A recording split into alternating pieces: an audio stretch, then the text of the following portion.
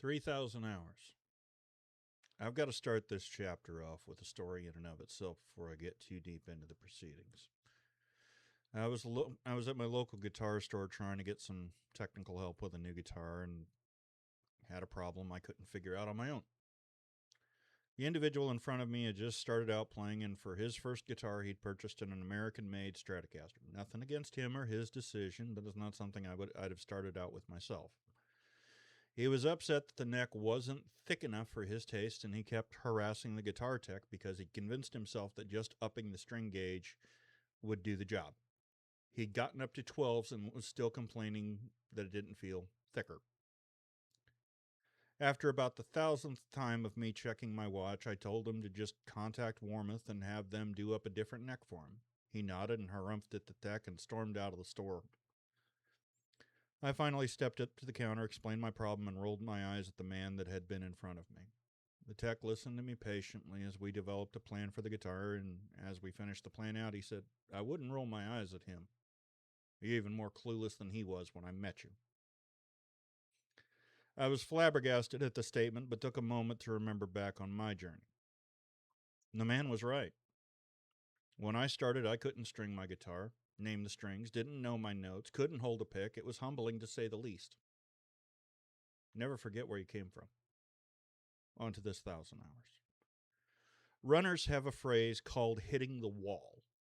It's when your body and mind still have the ability to go further than what the runner's confidence is willing to accept. I've seen shades of this developing in my own guitar journey. The passion that I'm having at this point isn't non existent, but it is muted.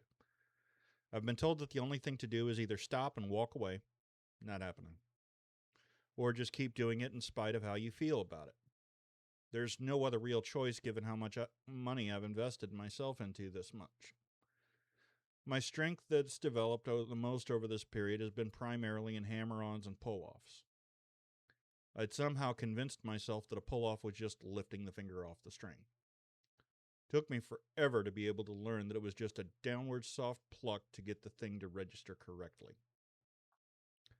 I've shuffled from playing rhythm guitar to lead guitar, so that involves taking some time to learn how to two-handed tap, especially with my favorite era of music being the 80s. It's a bit awkward still, but I just haven't developed the muscle memory in my right hand to be able to jump to the tap reliably at this point.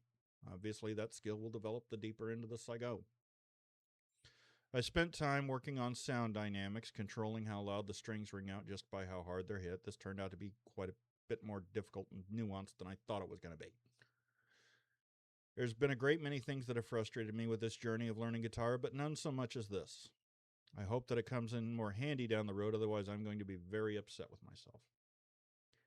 I spent a total of 12 weeks practicing string skipping. This was pretty easy to get down pat once I learned that to just go up a string or down a string was a sliding of the fingers. To skip a string is a flick of the wrist. This has become second nature at this point and insanely easy. So far as the scales and modes go, pentatonic major, pentatonic minor, Aeolian, major, Mixolydian just started. I'm just over 31,000 song playthroughs at this point, practicing between 6 and 7 hours a day. Yes, practicing gains are incremental at this point, but if 10,000 hours is 100%, then 3,000 hours is halfway out of the F tier, so there is that. I'm still not at a point where I deem myself comfortable playing in front of people I don't know right now. I can play a few riffs here and there, but nothing that I'd call a full-on song. It's easy to see why people walk away from this seemingly simple instrument by this point. Has anything changed with gear? Always. I'm now a homeowner and have a dedicated room to just practicing, so amplifiers have become more of a targeted product as have guitar pedals as I start my foray into tube amplifiers. At this point, it's difficult remembering what I have now as opposed to what I had the last chapter. I've added several super strats such as Ibanez, Jackson, Schecter, and I'm wanting to get some Kramers, LTD, and a Dean into the mix. Time will tell. All I can do right now is just keep my head down and keep moving forward. I started this journey on March 22nd, 2016. Today is July 12th, 2023. Yes, it's taken me this long just to reach 3,000 hours. Set a goal for myself of 3,500 hours by January 1st, 2024. Silently pushing myself to actually hit 4,000 hours, though. The math is there.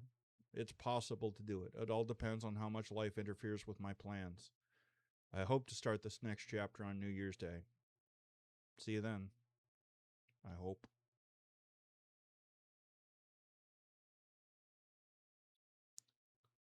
Final stats at 3,000 hours. Total playtime 3,000 hours, 1 minute. 180 of 4,776 tracks at 100% plus. Overall mastery 87.19%. 31,461 song playthroughs. Overall accuracy 91.65%. My greatest ally was determination. I had become monastic in my practice.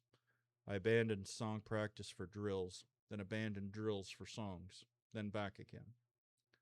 My refusal to submit was what pushed me forward. I had no compass, so I marked my path on paper, trying to decipher what was missing. The cost of a tutor was still too extravagant. I had to rely on myself and my teachers on YouTube. Chappers and the Captain, Max Carlisle, Dagan Wilkin, Tony Policastro, Glenn Fricker, Rick Beato, Rhett Schull, with Keith Williams for history lessons. Their guidance in this phase was scattershot but essential. Without them, I would have been lost. I had to just not stop and keep going. There was no other option in my mind. Or at least that's what I'd told myself.